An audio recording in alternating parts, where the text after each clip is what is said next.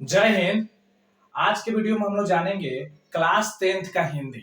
Class 10th जो Bihar board का हम लोग हिंदी पढ़ते हैं और हिंदी के जो ऊपर लिखा रहता है फर्स्ट पन्ना पर जो ऊपर होता है गोधली लिखा होता है।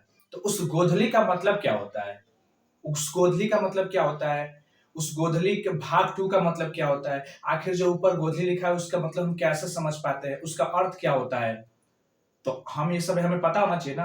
अगर हम किताब पढ़ रहे हैं और किताब के फर्स्ट पेज के जो ऊपर लिखा रहता है गोधली उसके बारे में ही ना जाने तो कितनी दुखद बात है। तो हमें उसकी भी जानकारी रखनी चाहिए और आज के वीडियो में मैं आपको बताऊंगा उसका ही मतलब, उसके बारे में बताऊंगा। तो आज का पूरा वीडियो उसी के बारे में होने वाला है। अगर आप अंत तक बने रहते हैं और वीडियो को बढ़िया से देखते हैं, वॉच करते हैं बढ़िया से, एकदम एकदम स्किप नहीं करते हैं वीडियो को, तो आपको गोधली का मतलब समझ आएगा और आज के बाद आप गोधली का मतलब आराम से आसानी से आप किसी को भी क्या कर पाएंगे, समझा पाएंगे।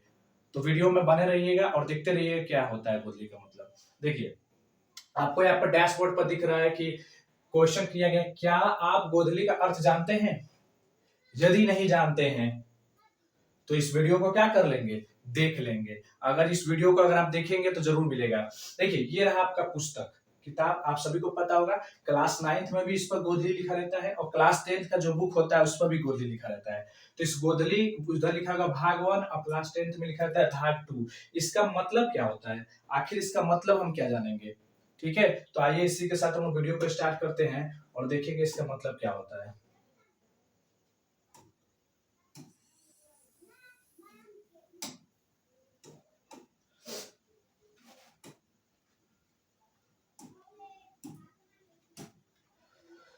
देख सकते हैं आपके स्क्रीन पर ये खुल चुका है। ये आपका यहाँ पर स्क्रीन पर खुल चुका है। ऊपर लिखा गया है क्या? यहाँ पर लिखा गया है गोधली। ये गोधली लिखा गया है। इधर आपका किताब का चित्र है, आप किताब का चित्र देख सकते हैं आपका। ठीक है, और यहाँ देखिए गोधली का अर्थ क्या होता है, बढ़िया समझिएगा। देखिए, गोधली गोधली को सबसे पहले तोड़ेंगे। जब हम तोड़ते हैं तो क्या बनता है? एक बनता है गौ और एक बनता है धो। गौ का मतलब होता है क्या? गाय। गौ का मतलब होता है गाय और धूल का मतलब होता है धूल कण। क्या होता है? धूल कण या मिट्टी वगैरह जो उड़ता है। ठीक है, उड़ता है वो वाला। ठीक है, इस बराबर क्या बन जाता है? गोधली। ठीक है, याद रहेगा आप सभी को। इस देखिए, इसका अर्थ होता है संध्या या शाम का समय। अगर आपसे पूछे गोधली का अर्थ क्या है, शॉर्टकट में बताइए, तो क्या बताइएगा आप? गोधली का मतलब होता है संध्या या शाम का समय। ठीक है, अर्थात मतलब और थोड़ा सा बढ़िया से जाएंगे तो क्या होगा? अर्थात गायों के पैरों से उठने वाली धूल। अगर आपसे पूछे कि गोधली का मतलब क्या होता है, बोलिए गौ प्लस धूल बराबर गोधली होता है। और गोधली का मतलब होता है कि गायों के पैरों से उठ जो धूल उठता है ना, उसी को हम लोग क्या कहते हैं? गोधली कहते हैं। या आप बोल सकते हैं संध्या या शाम का समय। तो आपने ये समझ लिया गोधली का मतलब ये होता है। ठीक है, आगे हम लोग बढ़े, आगे हम लोग बढ़ते हैं। ये देखिएगा, अब आपके सामने यहाँ पर दिख रहा होगा गोधली किसे कहते हैं। अब आपके सामने यहाँ पर दिख रहा होगा कि गोधली किसे कहते हैं। गो गोधुली किसे कहते हैं? क्या कहते हैं? गोधली किसे कहते हैं? तो ध्यान दीजिए, यहाँ पर देखिए इसका दिया गया है कि जब गाय जब संध्या के समय चारा चर कर वापस अपने गौशाला में लौटती है तो उस दौरान उनके पैरों से जो धूल कण उठता है उन्हें हम क्या कहते हैं? गोधली कहते हैं।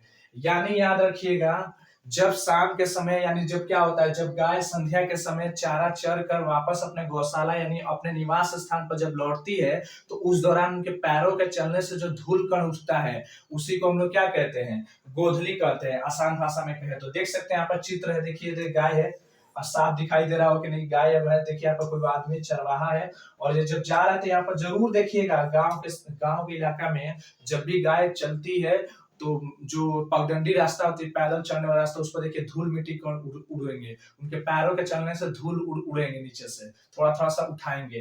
तो यही होता है, इसी को बोलते हैं गोधूली। ठीक है, आइए इसी के साथ आगे हम लोग चलते हैं।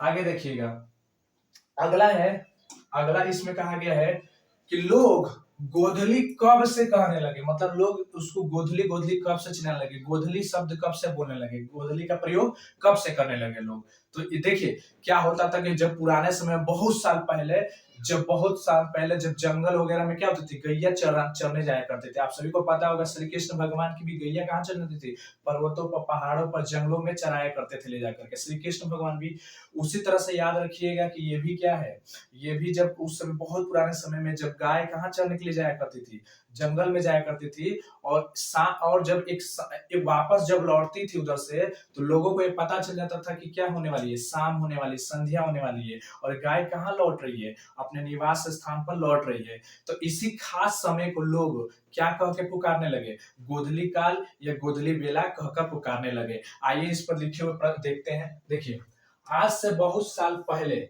जब काऊ यानी गाय गाय ठीक है, वन या जंगल में चरने जाया करती थी और चर कर जब वापस अपने निवास की ओर लौटती थी, तो इधर उधर काम कर रहे सभी लोगों को यह पता चल जाता था कि अब क्या होने वाली है, शाम होने वाली है। अतः तभी से लोग उस खास समय को गोधूली बेला या गोधूली काल कहने लगे।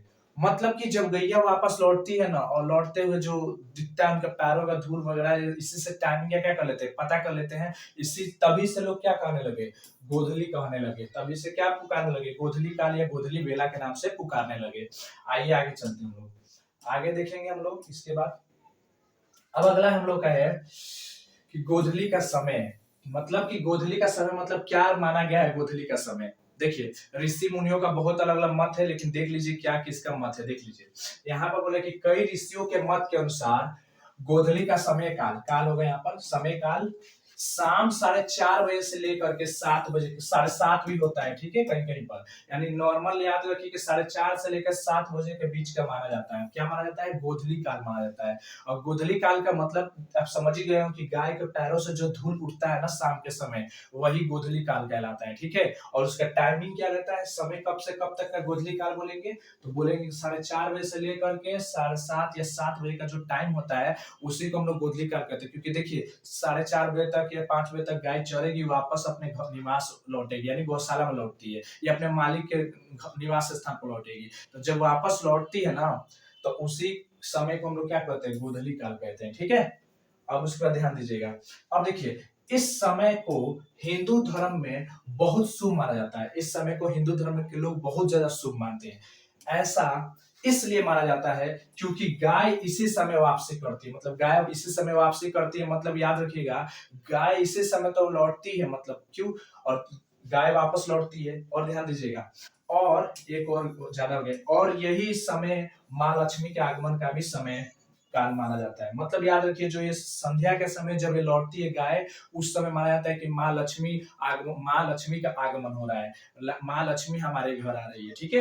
क्योंकि गाय आती है, गौशाला में जाती है, दूध दूध देती है, फिर चारा करती, मतलब दूध देती है। आप सबको पता है कि शाम के समय जब गाय आएगी तो क्या क्या प्रोसेस होता है, श्री कृष्ण भगवान के साथ कैसा होता था, सेम वही प्रोसेस है, ठीक है। गाय को माता क्यों मानते हैं, ठीक है। अब बोले कि इस समय कोई भी काम करे तो शुभ माना जाता है। ऐसा कहा जाता है कि अगर इस दौरान यानी जब गाय वापस लौट के आ रही है और 7 बजे के करीब तक, उस समय के बीच में अगर कोई भी ऐसा काम करते हैं तो उसको क्या मानते हैं, हिंदू धर्म में शुभ माना जाता है, ठीक है। बहुत अच्छा समय माना जाता है। आगे चलते हैं हम लोग। अब देखिए दूसरे शब्दों में कहा जाए तो, मतलब दूसरे शब्द मतलब एक दूसरा तरीका से कहा जाए तो, दूसरे तरीका में कहा जाए तो क्या होगा, जब प्रकाश और अंधेरा एक साथ आ जाते हैं तो उस समय कोई हम गोधूली काल कहते हैं। मतलब कहने का मतलब ध्यान दीजिएगा, मान लीजिए सूर्य, देखिए जब शाम के समय, संध्या के समय क्या होता है कि जब देखिए सूर्य ढल रहा होता है, मतलब लालिमा छाई रहती है और अंधेरा थोड़ा थोड़ा हो जाता है, मतलब देखिए रोशनी भी है, अंधेरा भी छा रहा है, मतलब रोशनी भी आ गई, अंधेरा भी रोशनी भी खत्म हो रही है, अंधेरा भी आ रहा है। मतलब अंधेरे की शुरुआत, रोशनी की खत्म, जब जिस दोनों ही जोड़ पर रहते हैं ना, मतलब रोशनी अब खत्म हो रही है और अंधेरा शुरू हो रहा है, तो जो दोनों का मेल होता है ना, जहां पर जिस पल दिखता है वैसा पल, लालिमा लालिमा टाइप से, वही पल हमारा कहलाता है क्या, गोधूली काल कहलाता है, ठीक है। वही काल हमारा क्या कहलाता है, गोधली काल कहलाता है। अब यहाँ पर जानेंगे आपको एक भाग 1 और भाग 2 का मतलब क्या होता है। आपके क्लास देखिए 9th में होगा उसमें भी गोधली लिखा होगा, और क्लास 10th होगा उसमें भी गोधली लिखा है। उसमें भाग 1 लिखा है तो इसमें भाग 2 लिखा है क्लास 10th में। ऐसा क्यों? अगर मान लीजिए कि एक ही किताब है, किताब का नाम हम गोधली लिख देते हैं 9th क्लास में, उसमें भाग 1 और भाग 2 नहीं लिखते हैं, तो फिर हम 10th क्लास में आते हैं तो फिर क्या बोलते हैं, गोधली की किताब पढ़ रहे हैं, गोधली पढ़ रहे हैं। तो गोधली का कौन सा भाग पढ़ रहे हैं, पहला कि दूसरा? गोधली बोलेंगे कि जाओ गोधली का बुक लेकर आओ, तो आप कौन सा बुक लेकर आएंगे, 9th वाला लेकर आएंगे कि 10th वाला लेकर आएंगे? भले आप 10th क्लास में हो, लेकिन सर नहीं बोले, बोले कि सिर्फ गोधली का बुक लेकर आना कल। तो फिर आप 9th का लेकर जाओगे, 10th का लेकर जाओगे, आपको क्लियर नहीं पता चलेगा, क्योंकि उस दोनों पर Godhli Godhli same to same लिखा गया है।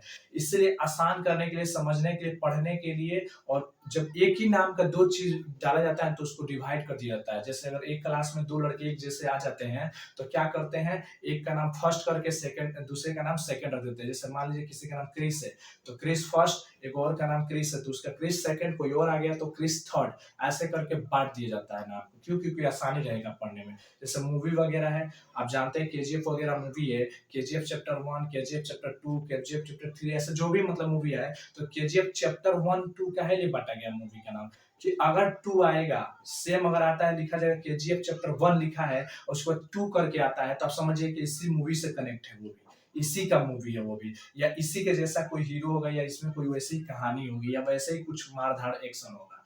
तो आप समझ जाते हैं, अगर वही मूवी कुछ और टाइटल लेकर आएगी तो आप नहीं ना कनेक्शन जोड़ पाएंगे, दोनों मूवी एक ही है। जब देखेंगे तब पता चलेगा आपको। उसी तरह से अगर गोधली 9th में भी लिखा है, गोधली 10th में भी लिखा है, तो आप समझ जाएंगे कि क्या है, एगो भाग 1 है, एगो भाग 2 है। मतलब आसान करने के लिए, समझने के लिए, पढ़ने के लिए, ज्यादा कुछ जानना नहीं है। अब इसके बाद आगे ध्यान देंगे, एक चीज और आगे इसमें ध्यान देंगे। आपको यहाँ पर चित्र दिखाई दे रहा होगा, देख सकते हैं। ये देखिए संध्या का समय है। देखिए, ये देखिए सूर्य दिख रहा है और इधर देखिए अंधेरा अंधेरा छा रहा है, और लालिमा लालिमा आ रही है, लालिमा छा रही है। तो ये जो पल होता है ना, इसी को गोधली काल कहा जाता है। सबसे बेहतर तो देख लीजिए यहाँ पर दिख रहा है, देख लीजिए सूर्य डूब रहा है यहाँ पर, देख लीजिए यहाँ पर सूर्य डूब रहे हैं, सूर्य भगवान यहाँ पर डूब रहे हैं, और गैया अपने निवास स्थान की तरफ क्या कर रही है, जा रही है, और ये देखिए अंधेरा अंधेरा सा छा रहा है। तो यही समय काल क्या कहलाता है, गोधली काल कहलाता है। इसलिए पुस्तक का जो ऊपर का नाम लिखा है उसको गोधली काल रखा गया है। ठीक है, आप समझ चुके हैं गोधली काल का मतलब क्या होता है। आप नहीं भी हो रहा है तो देख लीजिए, ये देख लीजिए, आप यहाँ देख सकते हैं, देखिएगा। यहाँ पर देखिए इस पुस्तक में भी इसी तरह का गाय वगैरह, गौशाला वगैरह, और ये चित्र वगैरह क्यों डाला गया है, इस टाइप का लालिमा टाइप का, क्योंकि शाम के संध्या का समय होता है। ठीक है, गोधली का मतलब याद रखिएगा, संध्या का समय। तो ये वीडियो आपको कैसा लगा, आप कमेंट बोर्ड में जरूर बताइएगा। अगर अच्छा लगा तो कमेंट कर दीजिएगा और अपने दोस्तों में शेयर कर दीजिएगा। मिलते हैं फिर से एक नई वीडियो के साथ, तब तक के लिए जय हिंद जय बिहार।